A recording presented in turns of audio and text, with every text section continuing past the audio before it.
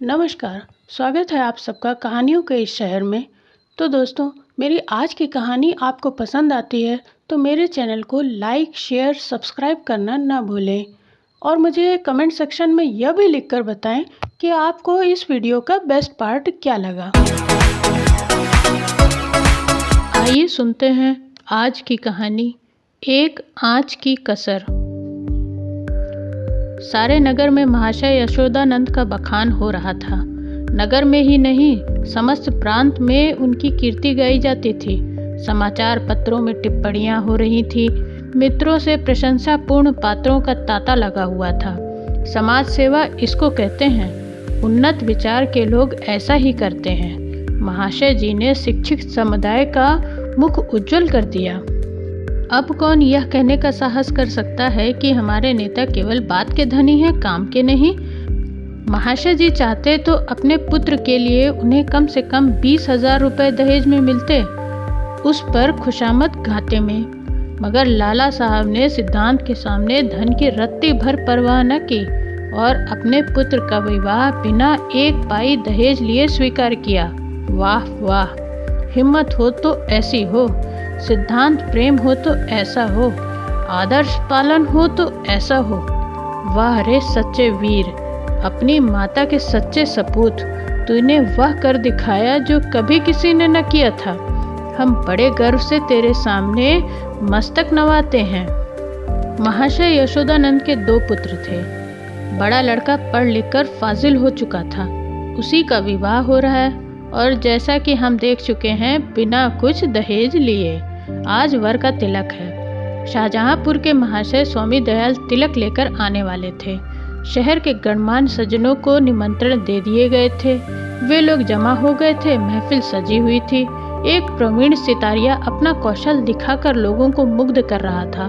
दावत का सामान भी तैयार था। मित्रगण यशोदानंद को बधाई दे रहे थे। एक महाशय बोले, तुमने तो यार कमाल कर दिया। दूसरे, कमाल? अरे यह कहिए झंडे गाड़ दिए। अब तक जिसे देखा मंच पर व्याख्यान झाड़ते ही देखा। जब काम करने का अवसर आता था तो लोग दुम दबा लेते थे। तीसरा, कैसे कैसे बहाने गढ़े जाते हैं। साहब, हमें तो दहेज से सख्त नफरत है। यह मेरे सिद्धांत के विरुद्ध है, पर क्या करूं? बच्चे की अम्मी जान नहीं मानती। कोई अपने बाप पर फेंकता है तो कोई किसी और खुर्राट पर। चौथे, अजी कितने तो ऐसे बेहया हैं जो साफ साफ कह देते हैं कि हमने लड़के की शिक्षा दीक्षा में जितना खर्च किया है वह हमें मिलना चाहिए, मानो उन्होंने यह रुपया किसी बैंक में जमा किए थे। पांचवें, खूब समझ रहा हूँ आप लोग मुझ पर छींटे उड़ा रहे हैं। इसमें लड़के वालों का ही सारा दोष है या लड़की वालों का भी कुछ है? पहले, लड़की वाले का क्या दोष है सिवा इसके कि वह लड़की का बाप है। दूसरे, सारा दोष ईश्वर का जिसने लड़कियां पैदा की, क्यों? पांचवें, मैं यह नहीं कहता ना सारा दोष लड़की वाले का है ना सारा दोष लड़के वालों का, दोनों ही दोषी हैं। अगर लड़की वाला कुछ ना दे तो उसे यह शिकायत करने का भी कोई अधिकार नहीं कि डाल क्यों नहीं लाए, सुंदर जोड़े क्यों नहीं लाए, बाजे गाजे और धूमधाम के साथ क्यों नहीं आए, बताइए। चौथे, हाँ, आपका यह प्रश्न गौर करने लायक है। मेरी समझ में तो ऐसी दशा में लड़के के पिता से यह शिकायत न होनी चाहिए। पांचवें, तो यूं कहिए कि दहेज की प्रथा के साथ ही डाल, गहने, जोड़ों की प्रथा का भी त्याग है। केवल दहेज को मिटाने का प्रयत्न करना व्यर्थ है। यशोदानंद, यह भी लेम एक्सक्यूज है। मैंने दहेज नहीं लिया, लेकिन क्या डाल गहने न ले जाऊंगा? पहले, महाशय आपकी बात निराली है। आप अपनी गिनती हम दुनिया वालों के साथ क्यों करते हैं? आपका स्थान तो देवताओं के साथ है। दूसरे, 20,000 की रकम छोड़ दी, क्या बात है। यशोदानंद, मेरा तो यह निश्चय है कि हमें सदैव प्रिंसिपल्स पर स्थिर रहना चाहिए। प्रिंसिपल्स के सामने मनी की कोई वैल्यू नहीं। दहेज की कुप्रथा पर मैंने खुद कोई व्याख्यान नहीं दिया, शायद कोई नोट तक नहीं लिखा। हाँ, कॉन्फ्रेंस में इस प्रस्ताव को सेकंड कर चुका हूँ और इसलिए मैं अपने को उस प्रस्ताव से बंधा हुआ पाता हूँ। मैं उसे तोड़ना भी चाहूँ तो आत्मा न तोड़ने देगी। मैं सत्य कहता हूँ, यह रुपए ले लूँ तो मुझे इतनी मानसिक वेदना होगी कि शायद मैं इस आघात से बच ही ना सकूं।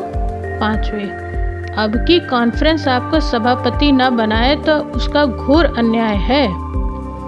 यशोदानंद, मैंने अपनी ड्यूटी कर दी, उसका रिकॉग्निशन हो या ना हो, मुझे इसकी परवाह नहीं।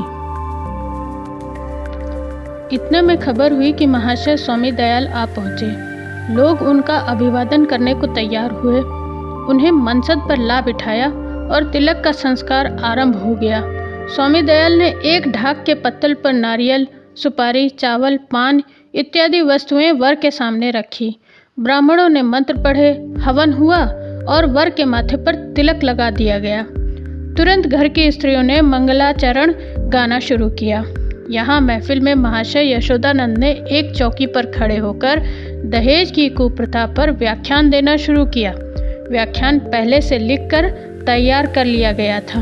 उन्होंने दहेज की ऐतिहासिक व्याख्या की थी। पूर्व काल में दहेज का नाम भी न था। महाशयों, कोई जानता ही न था कि दहेज या ठहरौनी किस चिड़िया का नाम है। सत्य मानिए, कोई जानता ही न था कि ठहरौनी है क्या चीज़, पशु या पक्षी, आसमान में या ज़मीन में, खाने में या पीने में। बादशाही ज़माने में इस प्रथा की बुनियाद पड़ी। हमारे युवक सेनाओं में सम्मिलित होने लगे।